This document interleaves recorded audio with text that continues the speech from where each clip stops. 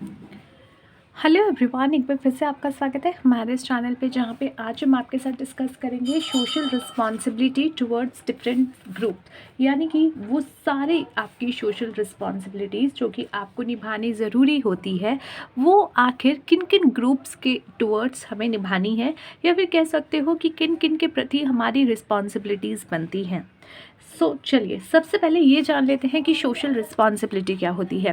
तो social responsibility का मतलब होता है एक ऐसा ऑब्लिगेशन जो कि बिजनेस के ऊपर होता है, और ये ऑब्लिगेशन उसको क्या करवाता है, ये ऑब्लिगेशन उसके लिए है कि वो इस तरीके से जो है, इस मैनर में अपने सोसाइटी में लोगों को सर्व करे जो उनका बेस्ट इंटरेस्ट हो। अब इसका मतलब क्या है, देखिए, आप जो हो एक बिज़नेस हो, अब आप एक बिज़नेस हो पर अपने आसपास की सोसाइटी से ही आप सब कुछ उठाने वाले हो, चाहे वो आपका रॉ मटेरियल हो, चाहे वो आपका जो है कोई भी आप कह सकते हो मनुष्य हो जो कि आपकी कंपनी को संभालने वाला है, या किसी और तरीके का मटेरियल, तो चाहे वो ह्यूमन रिसोर्स से रिलेटेड हो या फिर आपका जो है दूसरे मटेरियल्स हो, रॉ मटेरियल्स हो, वो सब आप अपने आसपास की सोसाइटी से लेने वाले हो।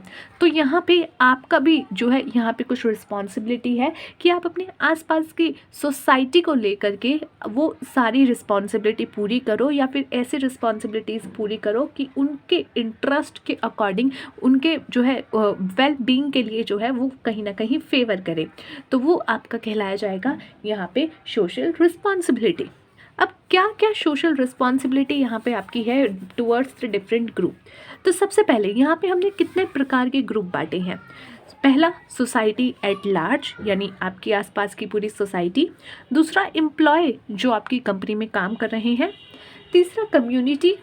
चौथा, सप्लायर्स जो आपको माल भेज रहे हैं। उसके बाद आते हैं कस्टमर जो आपका माल खरीद रहे हैं। And then last but not the least, investors और शेयर होल्डर्स जो आपके कंपनी में पैसा डाले हुए हैं, जो इन्वेस्ट किए हुए हैं और जो कि आपकी कंपनी के शेयर्स होल्ड करते हैं। सबसे पहले बात करते हैं ऑनर्स और इन्वेस्टर्स की, क्योंकि ऑनर का भी पैसा लगा हुआ है तो इन्वेस्टर का भी पैसा लगा हुआ है।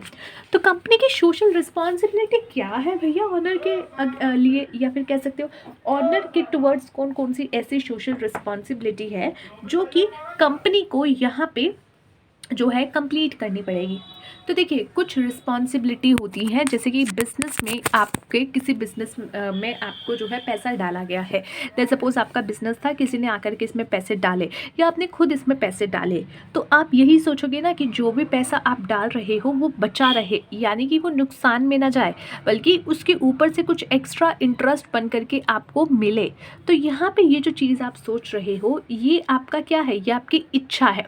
और यही रिस्पॉन्सिबिलिटी होती है बिज़नेस की कि अपने ऑनर्स के तरफ और अपने इन्वेस्टर्स की तरफ, कि वो ऐसी सारी चीज़ें करें जिनसे उनके जो है इन्वेस्टर्स के पैसे या ऑनर्स के पैसे, जो इन्वेस्टमेंट है उनके बिजनेस में, वो प्रोटेक्टेड रहे, उस इन्वेस्टमेंट के साथ कुछ छेड़छाड़ ना हो। Let's take an example. एक कंपनी थी आपकी जो कि थी सहारा लिमिटेड करके, सहारा कंपनी, जिसका बहुत बड़ा केस हुआ था। अब उन्होंने क्या किया था, उन्होंने अपने ऑनर्स के पैसे, इन्वेस्टर्स के पैसों के साथ कहीं ना कहीं गलत किया था, जो कि सोशल रिस्पॉन्सिबिलिटी नहीं थी। कंपनी की जो है ये सोशल रिस्पॉन्सिबिलिटी है कि जिसने आपके बिजनेस में पैसा लगाया है, आप उनके साथ छल ना करो, बल्कि उन्हें बेटर से बेटर उससे आउटपुट दे सको। So they provide funds to the company. Investors क्या होते हैं, ऑनर्स क्या होते हैं, ये आपकी कंपनी को फंड्स प्रोवाइड करते हैं, और इसीलिए ये एक्सपेक्ट करते हैं एक हाई रेट ऑफ रिटर्न, कि भैया मैंने पैसा लगाया है तो मुझे हाई रेट ऑफ रिटर्न मिले ऑन देयर इन्वेस्टमेंट। जैसे कि हम भी अगर किसी से बात करते हैं नॉर्मल लाइफ में, तो हम सोचते हैं कि यहाँ से मुझे कुछ रिटर्न मिले, उसी जो है आप कहीं ना कहीं भाव से किसी से बात करते हो। तो उसी तरीके से अगर कोई कंपनी में पैसा लगाया जा रहा है, तो उसके पीछे एक ही भाव होता है कि मुझे यहाँ पे ज़्यादा से ज़्यादा इंटरेस्ट जो है इन्वेस्टमेंट पे रिटर्न मिलेगा। साथ ही साथ यहाँ पे ये भी एक्सपेक्ट किया जाता है कि उनकी जो वैल्यू उन्होंने इन्वेस्टमेंट लगाई है, वो वैल्यू भी अप्रिशिएट हो जाए, जो कि जैसे कि आपने देखा होगा आजकल शेयर 100 रुपये में खरीदते हैं, 200 में उसका वैल्यू जो है 200, 250, 300 ऐसे चला जाता है। तो ये क्या है, एप्रिसिएशन इन द वैल्यू। तो भैया इंटरेस्ट तो मिले ही मिले, यानी कि अच्छा रेट ऑफ रिटर्न तो मिले ही मिले, बट उनकी वैल्यू में भी जो है एप्रिसिएशन कमीशन हो जाए। एंड ये नहीं चाहेंगे कि उनका जो पैसा है वो अनप्रोडक्टिव जगह पे स्पेंड किया जाए, कि भैया हमने पैसा दिया था कंपनी चलाने के लिए, तुम सुट्टा बार में जा कर के अपने जो है अपने पर्सनल बिल मत भरो उससे, तो वो अनप्रोडक्टिव चीज़ें मत करो। अब यहाँ पे सेफ्टी होनी चाहिए इन्वेस्टमेंट की, फेयर रिटर्न होना चाहिए इन्वेस्टमेंट पे, कैपिटल एप्रिसिएशन होना चाहिए, ऑप्टिमम यूटिलाइजेशन होना चाहिए रिसोर्सेज का, यानी जो भी रिसोर्सेज है उसका यूटिलाइजेशन सही तरीके से हो, और इन्वेस्टर्स के साथ कम्युनिकेशन होना चाहिए। ये आपका है पहला रिस्पॉन्सिबिलिटी जो कि towards your owner and investors है। Next is your responsibility towards employ और वर्कर। अब एम्प्लॉय और वर्कर की तरफ भी तो भैया रिस्पॉन्सिबिलिटी है। एम्प्लॉय अपनी जो है कमर खराब करा रहा है, आप बैठे बैठे आपके लिए जॉब कर रहा है, ये जो है ना, ये डायलॉग मैं अपने ऑफिस में भी ये बोलती हूँ कि यहाँ बैठे बैठे हमारी कमर घिस रही है और इन लोगों को परवाह ही नहीं है। सो ये जो है यूजुअली हम बोलते हैं। तो यहाँ पे इसका मतलब क्या है? देखिए, इसका मतलब है कि एम्प्लॉयज़ आपके लिए काम कर रहे हैं, सो आपकी भी रिस्पॉन्सिबिलिटी कुछ बनती है, जो कि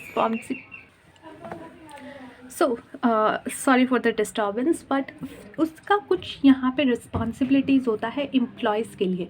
एम्प्लॉयज़ के लिए क्यों? Because those employees are working for you and they are working, why are they working? Not just for get the salary, but they are also working कि वो आपकी कंपनी को जो है आगे तक लेकर के जा सकें। और इसीलिए आपकी एज अ बिजनेस बहुत ज़्यादा रिस्पॉन्सिबिलिटी बनती है कि आप उनके लिए, उन एम्प्लॉयज़ के लिए कुछ करो।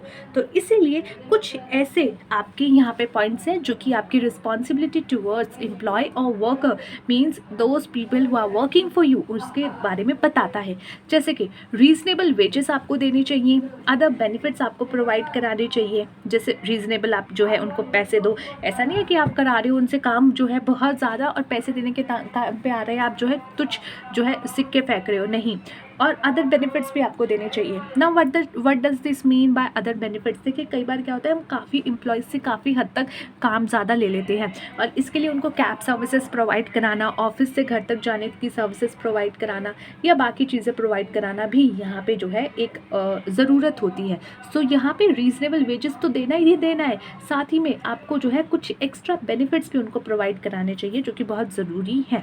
Next is security of job. अगर आपके एम्प्लॉयज़ को पता होगा ना कि ये बंदा कल को मुझे लात मार के निकालने वाला है, so they will not be interested to work for you for in a better manner, और एक तरीके से कि है भाई वो 100% दे करके they are not going to work for you. तो ये security of job is also important कि भैया उनको ये रियलाइज़ कराओ that it is very important कि आप उनको जो है जॉब की सिक्योरिटी प्रोवाइड कराओ। जॉब की सिक्योरिटी होनी चाहिए कि हाँ, आप जो है सिक्योरिटी आपको हम मैक्सिमम टू मैक्सिमम देंगे हमारी जॉब में। Security means not just security, ऐसा नहीं है कि आप उसके आगे पीछे 4 पुलिस ऑफिसर्स लगा दो, not that security. Security means आपकी जॉब नहीं जाएगी, इस बात को लेकर के थोड़ा सा इंश्योरेंस देना। Next is good working condition. Working condition should be good. ऐसा नहीं है कि आपने जो है बैठा दिया। I will tell you about this. जहाँ पे मैं वर्क करती हूँ ना, उसके जस्ट साथ में एक स्टील कंपनी है जो कि बहुत बड़े लेवल पे है, और वहाँ पे कुछ बहुत बड़े बड़े स्टील के जो है लोहे के कुछ प्रोडक्ट्स आते हैं, यानी कि एक तरीके से ईंट जैसा होता है। वो ईंट नहीं होता, वो बहुत लंबा ईंट आपका जो है खंबे जैसे शेप में होता है, और वो जो है वर्कर्स उनको उतार रहे होते हैं। अब वो काम ऐसा है कि भैया आप वहाँ पे सूट बूट पहन के काम नहीं कर सकते उस सिचुएशन में, लेकिन आपके फैक्ट्री के अंदर आपको ऐसे इक्विपमेंट्स प्रोवाइड कराने चाहिए कि उनको जो है वो काम करने की कंडीशन में हो और सही कंडीशन में वो काम कर सकें। ऐसा नहीं है कि आप कांच का काम करा रहे हो, कांच कभी भी एक्सप्लोर कर सकता है, ऐसा आप काम करा रहे हो and you are not providing them with goggles और the specs which are needed for them for their security. That is very important कि आप उनको जो है अच्छी कंडीशन प्रोवाइड कराओ। वेलफेयर फैसिलिटीज़ भी होनी चाहिए। जैसे आप देखेंगे कि स्टाफ वेलफेयर फैसिलिटीज़ होती हैं उनके इंश्योरेंस को लेकर के और बाकी चीज़ों को लेकर के। जॉब सेटिस्फैक्शन, जॉब से भी सेटिस्फैक्शन आप उनको प्रोवाइड कराइए कि हाँ, ये आपका जॉब है और उनको सेटिस्फाई फील होना चाहिए। Avenue for career growth and development. ऐसा नहीं होना चाहिए कि एक बार जो व्यक्ति आपकी कंपनी में आ गया उसको करियर ग्रोथ या फिर जो है डेवलपमेंट की अपॉर्चुनिटी नहीं मिलेगी, बल्कि आपको कुछ ऐसी फैसिलिटी प्रोवाइड करनी चाहिए so they can grow in a better manner और they can develop themself as a human being, यानी कि अपनी खुद की पर्सनैलिटी को भी वो ग्रो कर सके और डेवलप भी कर सके। सो ये एक करियर ग्रोथ और डेवलपमेंट देना बहुत ज़रूरी है। ठीक है। Next is responsibility towards customer. Now there are so many responsibility which are towards the customer. Why? Because customers, what the customers is, actually में मार्केट के किंग होते हैं वो जो कस्टमर्स हैं, and you are selling your products to those customers, and then you are getting your profit, then you are earning your profit. Okay, so in that situation आपकी कुछ responsibility है towards your customers to produce goods which are satisfying to customer, यानी कि ऐसे products बनाना जो कि customers को satisfy करे, कस्टमर की नीड्स को सेटिस्फाई करे. कस्टमर को चाहिए मुझे बाल रंगने हैं, मुझे जल्दी बाल रंगने हैं, तो भैया 10 मिनट का कोई हेयर कलर बना दो जो कि as a shampoo they can work, they can use it, and as a shampoo वो जो है कलर भी हो जाएगा. So this is what the customers were not satisfying with the products which were available in the market, and now they are unsatisfied need जो कि आपने अपने प्रोडक्ट से सेटिस्फाई कर दी. Make good of the right quality और at the reasonable price, यानी कि अच्छी क्वालिटी के गुड्स बनाइए. जैसे I remember when I was in college, it means in 2016, I think in 16 or 17, I was in first or second year. तब Nestle के बहुत बड़ा जो एक ब्रांड है ये, उसका एक प्रोडक्ट मैगी, उस पर सवाल उठे थे और मार्केट से उसको जो है बिल्कुल खाली करा दिया गया था. क्यों करा दिया गया था? Because it was found that there was एक जो है प्रोडक्ट होता है, प्रोडक्ट तो नहीं खाऊंगी, एक रॉ मटेरियल जो यूज़ करते हैं वो हम कह सकते हैं जिसको हम शायद लेड कहते हैं, if I am not wrong. उसकी मात्रा जो होनी चाहिए उससे बहुत ज़्यादा थी, which was not good for any buddies health. तो उसको मार्केट से तुरंत हटवाया गया था, तुरंत मार्केट से जो है नेस्ले की पूरी मैगी हट गई थी. और जब उसका कम बैक हुआ था तो आप सबको शायद याद ही होगा, आई डोंट रिमेंबर आप लोगों को याद है या नहीं, बट ऐसा हुआ था. ओके, सो वो क्या था कि यहाँ पे अगर आपने गुड्स सही तरीके से नहीं बनाया, यानी कि आप अपनी कस्टमर्स के टुवर्ड्स रिस्पॉन्सिबिलिटी नहीं ठीक कर रहे हो. सो इसीलिए टू इंश्योर कि भैया आप जो है आपको इंश्योर होना पड़ेगा कि जो भी प्रोडक्ट आप बेच रहे हो वो राइट क्वालिटी के हो एंड ऑल्सो रीजनेबल प्राइस पे हो. ऐसा नहीं है अक्कड़ बक्कड़ बम्बे वो 1 करोड़ का ये मेरा जो है प्रोडक्ट ले लो, तो नहीं, दैट इज़ नॉट नेसेसरी. आप प्रोडक्ट्स बना रहे हो गुड क्वालिटी के obviously, but the price which you are quoted for that particular जो है product, that should also be right one. Okay, next is to ensure that advertisement and other statement issued by the business are truthful. and also आप advertisement में जो statements दे रहे हो, आप advertisement में जो show कर रहे हो वो truthful होने चाहिए और सही होने चाहिए. एंड साथ ही साथ आप फॉलो करो fair trade practice. Fair trade practice क्या होती है बच्चे? यानी कि आप जो है ऐसा नहीं है कि 100 ग्राम लिख करके 50 ग्राम दे रहे हो. Let's take an example. ITC को लेटेस्ट जो है अभी के अभी, एक तो मुझे ये नहीं समझ आता कि whenever I am recording my videos तभी मेरे पड़ोसियों के घर में झगड़ा होना होता है, तभी मेरे गली में जो है कचरा वाला या फिर कूड़े कबाड़े वाला या कोई कुछ ना कुछ आता ही रहता है रेडी लेकर के. So it's okay. Now continue with it. Okay, so यहाँ पे रिस्पॉन्सिबिलिटी कस्टमर की टुवर्ड्स आपकी है कि आप trade practice, fair trade practice follow करो. नाउ फेयर ट्रेड प्रैक्टिस का आपको एक एग्जांपल देते हैं. लेटेस्ट क्या हुआ, ITC के एक बिस्किट का पैकेट था, उसके ऊपर मेंशन होता है that you will get this इतना बिस्किट का अमाउंट, ठीक है, 7-8 बिस्किट जो भी होता है वो उस पर मेंशन होता है. अब एक पर्सन ने 2-3 पैकेट्स खरीदे होंगे, उसने खोला पैकेट, उसको लगा यार इसमें एक बिस्किट कम था, ठीक है, उसने दूसरे पैकेट को ना ऐसे ही ऊपर से टच करके पता कर लिया भैया इसमें एक बिस्किट कम है, चला गया कोर्ट में. ITC को जो है उसको कंपनसेट करने के लिए 1 लाख रुपये देना पड़ा कंपनसेशन के तौर पे. तो ये क्या है कि भैया फेयर ट्रेड प्रैक्टिस फॉलो करो. अगर लिख रहे हो 5 बिस्किट है तो 5 ही दो, वरना प्रॉब्लम हो जाएगी. This is also your responsibility. और कई जगह पे आपको जो है ये लीगली भी घेर लेता है, तो इसीलिए ये आपको फॉलो करना पड़ेगा. एडवर्टीजमेंट में ये मत दिखा दो कि एक बार लगाए धुआं निकलेगा और पेट कम हो जाएगा, एक बार लगाए चेहरा चमक जाएगा. Don't show these type of things because these are like impossible things. हो सकता है पॉसिबल भी हो, बट यहाँ पे इतना ज़्यादा बढ़ा चढ़ा करके अपने एडवर्टीजमेंट में स्टेटमेंट्स ना दे which are not truthful. Okay, now the next one is your responsibility towards suppliers. Suppliers are what? Look, if you want to sell something and you want to earn profit out of it, so obviously you need raw material to produce that particular goods, and to produce that particular goods you need raw material which will be supplied by the different suppliers. So उन suppliers की तरफ भी आपकी responsibility बनती है ना बच्चे. Why? Because उन suppliers से आप जो है अपने raw material ले रहे हो और उन raw material से आप अपने products बनाओ बनाओगे and then you will sell it into the market and then only you can earn your money from the market and get a profit out of it. So उसके लिए आपकी जो है सप्लायर्स की तरफ भी कुछ रिस्पॉन्सिबिलिटी है कि आप उनको रेगुलर पेमेंट्स करो. सप्लायर से माल उठाया, रेगुलर पेमेंट्स करो. ऐसा मत करो कि भैया मेरी आगे सेल नहीं हो रही तो मैं तुझे पेमेंट नहीं दूंगा. नो, आप उसको रेगुलरली पेमेंट करो. To assist the small scale supplier by placing order with them. कोशिश करो कि भैया जो स्मॉल स्केल सप्लायर्स हैं, जो छोटे सप्लायर्स हैं, उनके साथ जो है अपने ऑर्डर प्लेस करो ताकि वो भी ग्रो कर सकें. इसीलिए जो है हमारे मोदी जी कहते हैं दिवाली आ रही है भैया, अपने जो है आसपास लोकल वेंडर्स की तरफ थोड़ा सा भागिए. ऐसा मत कीजिए कि ऑनलाइन ऐसा मिल रहा है वैसे मिल रहा है. आसपास के लोगों को जो है ग्रो करो, एक साथ मिल करके ग्रो करो. To avoid exploitation of the supplier, ये मैं आपको बताती हूँ. I have seen this one. ठीक है. So in my organization what used to happen is we used to manufacture leather garments. Okay, I hope nobody is watching from my company obviously, otherwise they will beat me. So now what they do is उनका क्या एक system होता है कि वो जो है raw material के तौर पे जो है लेदर मंगाते हैं, लेदर के जो है शीट्स मंगाते हैं, जो भी लेदर का एक स्किन्स बनता है, स्किन्स जो होती है वो मंगाते हैं. एंड वो क्या करते हैं, आउट ऑफ दैट वो कट करते हैं अपना जो भी उनको जैसे शर्ट बनानी है, टॉप बनाना है तो उसके अकॉर्डिंग जैकेट्स बनानी है तो कट करते हैं उसको. And when if later they find it out कि भैया ये प्रोडक्ट सही नहीं है, वो उसको रोक के रख लेते हैं. कहते हैं तू सप्लायर से कि नया माल भेज. ठीक है, उसको रोक रख लेते हैं कि भैया तूने खराब माल भेजा, पैसे तूने पूरे ले लिए. जब उसका अमाउंट वापस से बड़ा हो जाता है कहते हैं ले जा अपना, ये प्रोडक्ट खराब है, हमें नहीं लेना. पहले नहीं बताएंगे कि भैया ये प्रोडक्ट खराब है, तुम इसको बदल के दो या कुछ करके दो.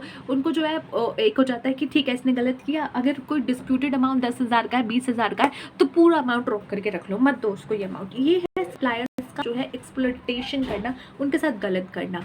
तो ये नहीं होना चाहिए. ठीक है. Next is to help the supplier in improving the quality of their product. It may happen supplier जो है उसको ज़्यादा क्वालिटी अभी उसकी अच्छी नहीं है, तो you can help them, you can tell them, you can assist them. भाई आप इस रॉ मटेरियल को इस तरीके से यूज़ जो है करके लेकर के आओ, ये बेटर क्वालिटी में आएगा. तो ये आप उसको हेल्प कर सकते हो. तो इस तरीके से ये एक हेल्प हो जाएगी उनको. Next is responsibility towards government. अब गवर्नमेंट के तरफ भी आपकी कुछ रिस्पॉन्सिबिलिटी बनती है, जैसे to abide by the laws of the nation and also the policies of guidance issued by government. Government ने जो इशू की है गाइडलाइंस, जो पॉलिसीज, उसको आंख बंद करके हाथ जोड़ करके मान लो चुपचाप. ठीक है, ज़्यादा चिक मत करो. इन शॉर्ट की जो लॉज एंड रेगुलेशंस है, उस पॉलिसीज़ है जो भी गवर्नमेंट द्वारा इश्यूज़ किए गई हैं, उसको आप जो है मान करके चलो. जो भी ठीक है, जो भी आपका बनता है, जैसे फैक्ट्रीज एक्ट के तहत या फिर आपका ट्रेड मोनोपोली एक्ट के तहत, ट्रेड आपका फेयर ट्रेड के तहत जो भी आपकी चीज़ें बनती है मान लो. Next is to pay taxes honestly and in time to the government. Government को टैक्स पे करो, टाइम से करो, ऑनेस्टली पे करो. ठीक है, 10,000 देने हैं तो 10,000 दो, 2,000 में अपना पीछा मत छुड़ाओ. जो भी ऑनेस्टली आपको टैक्स बनता है वो दे दो गवर्नमेंट को. Next is to encourage fair trade practices in the country. Country में भी जो है फेयर ट्रेड प्रैक्टिस को आप इंकरेज करो. साथ ही साथ अडॉप्ट करो आप fair dealing in foreign trade. Foreign trade में भी जो है आप फेयर डीलिंग्स जो है अडॉप्ट करो. Next is responsibility towards community and society. अब सोसाइटी के तहत और कम्युनिटी के तहत आपकी कौन कौन सी रिस्पॉन्सिबिलिटी है. The first one is your to work for the improvement of the local environment where the plants is located. यानी कि जहाँ आपका प्लांट लोकेटेड है, प्लांट मतलब अब ये जो है पेड़ से प्लांट वाले से नहीं, प्लांट जो है आपकी फैक्ट्री को भी प्लांट बोला जाता है, जहाँ पे यू आर वर्किंग और doing all the manufacturing process, वो आपका प्लांट कहलाया जाता है.